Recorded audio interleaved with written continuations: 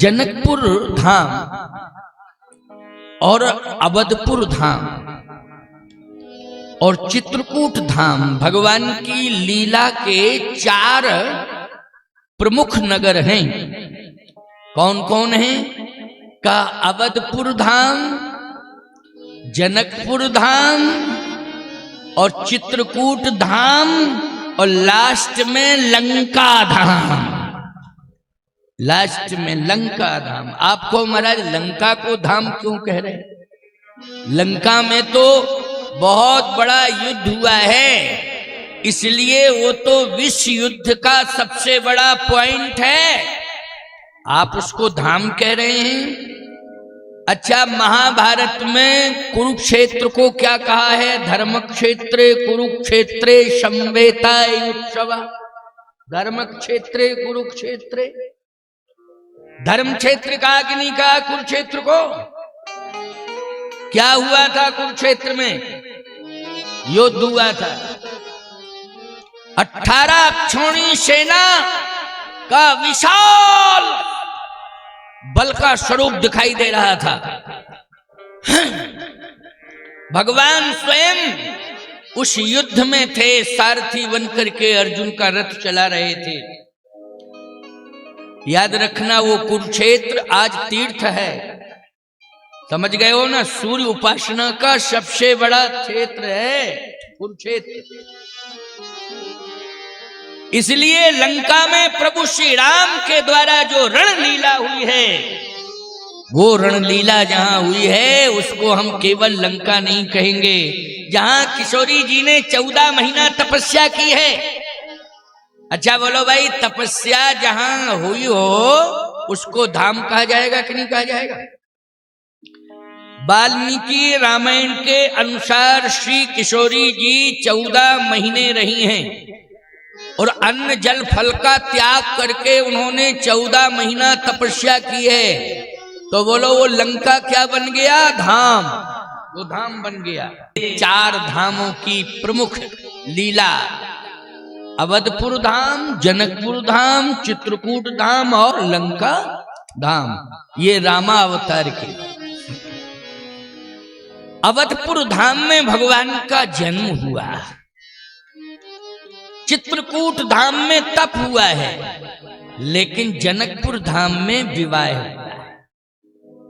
क्यों भाई, क्या हुआ है? विवाह श्री सीताराम जी का। चित्रकूट धाम में तो तप हुआ है, इसलिए वो तपोभूमि है, लेकिन ये लीला की भूमि है प्यारे, विवाह लीला की भूमि है ये जनकपुर धाम। इसको साधारण मत मानना। हमारे आपके जीवन में भी बुद्धि है, ये हमारी बुद्धि अयोध्या है। क्या है? अयोध्या है। क्यों? इस बुद्धि को हमने भगवान की कथा सुनने में लगा दिया, तो ये बुद्धि क्या बन गई? अयोध्या। अच्छा एक बात बताओ, हमारा मन जो है आज भगवान की कथा सुनने में लग गया तो हमारा मन ही मिथिला है। क्यों भाई, है मन मिथिला की नहीं? क्योंकि कथा सुनने में हमारा मन लगा हुआ है, इसलिए ये मिथिला है। आजकल मन ही तो नहीं लगता है, मन कथा में नहीं लगता है। इस समय जितना भी विशाल भक्तों का जन समुदाय श्रोताओं का दिखाई दे रहा है, सबका मन कथा सुनने में लगा हुआ है, इसलिए ये मन हमारा मिथिला हो गया। ये हमारा चित्त। आज आप व्यासपीठ पर कामदगिरि प्रमुख द्वार, जो कामदगिरि पीठ है चित्रकूट धाम के स्थावर देवता श्री कामदनाथ। जैसे आप बद्रीनाथ जाएंगे तो वहां मंदिर बहुत हैं, आश्रम बहुत हैं, लेकिन वहां आपको प्रमुख देवता के रूप में बद्री विशाल भगवान। क्यों भाई, मुख्य देवता स्थावर देवता कौन है? बद्री विशाल भगवान। बोलिए बद्री विशाल भगवान की, बद्रीनाथ भगवान की। वहां के वो मुख्य देवता हैं स्थावर देवता।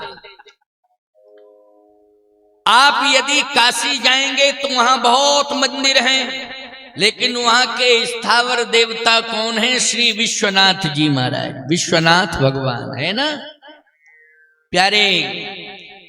आप पुरी चले जाएं, जगन्नाथपुरी, तो वहां भी बहुत मंदिर हैं, लेकिन वहां के मुख्य देवता कौन है? श्री जगदीश भगवान।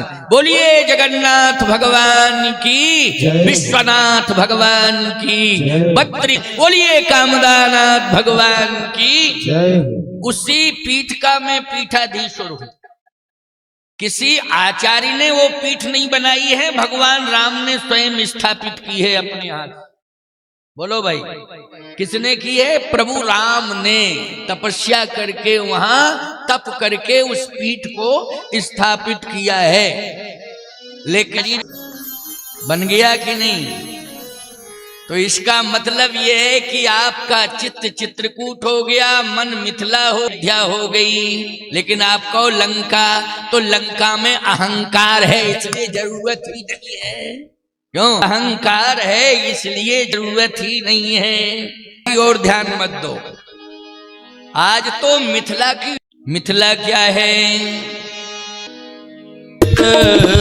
राम धर देहि दशरथ सुकृत राम धर दे, दशरथ सुकृत राम जग जननी जानकी, जनक सुता जगी जननी जानकी, अतिशय प्रिय करुणा निधान की, अतिशय प्रिय करुणा निधान की, ताके जुग पद कमल मनाओ, ताके जुग पद कमल मनाओ, ताके जुग पद कमल मनाओ,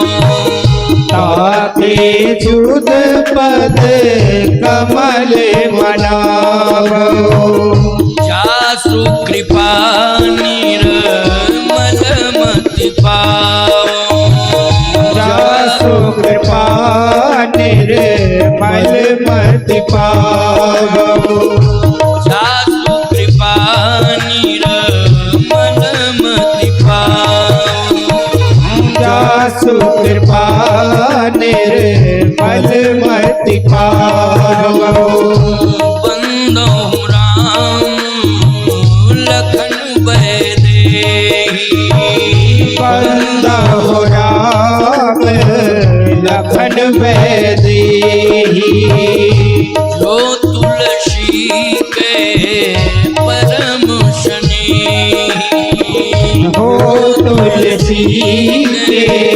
परदेही, जो तुलसी के परम स्नेही, जो तुलसी के परम स्नेही, वंदो राम लखन बैदेही।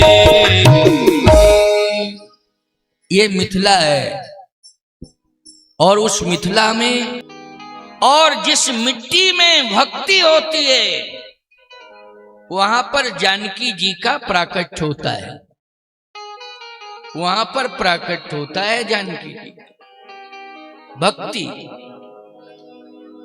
आपको एक बात बताऊं, जानकी जी का जन्म महलों में नहीं हुआ है। माइक ठीक कर, गड़बड़ फड़बड़ नहीं होना चाहिए, तू रोज करता है गड़बड़। चीची पीपी हुआ तो समझ लेना ठीक नहीं होगा। कथा कह रहा हूं, पे पे पे पे पे पे दिमाग खराब करता है। ऐसे तो बिना ही माइक की कह दूंगा, काय को लगाए हो ये सब, गड़बड़ नहीं करना बिल्कुल। 2-3 बार चीची पीपी कर चुका है, कितना बढ़िया भाव बता रहा था, ची पी, गड़बड़ सड़बड़ करता है। भाव कहने दे, मुझे कथा कहने दे। क्या बताऊं, ये माइक का सिस्टम आजकल चल गया नहीं, पहले तो ऐसी होती थी कथाएं, समझ गए हो कि नहीं? हाँ, ये माइक वाइक की भी वो, क्योंकि पहले लोग सुनते थे, अब बहरे हो गए तो क्या करें, अब इसकी जरूरत पड़ गई, बहरे हो गए लोग इसलिए। लेकिन बंदे जरा कथा हो जाने दे। तो मैं चर्चा कर रहा हूं कि सोने के भवन में सीता जी प्रकट नहीं हुई, भगवान राम तो सोने के महल में प्रकट हुए हैं। भय प्रकट कृपाला दीन दयाला कौशल्या हितकारी। लेकिन मेरी मां कितनी उदार है, इसलिए तो कहता हूं कि बाप से ज्यादा बड़ी महिमा मां की होती है। बोलो, होती है कि नहीं होती है? बाप से ज्यादा बड़ी महिमा मां की होती है। देखो कैसे तालियां बजा रही हो कि महाराज ने तो हमारे पक्ष की बात कह दी।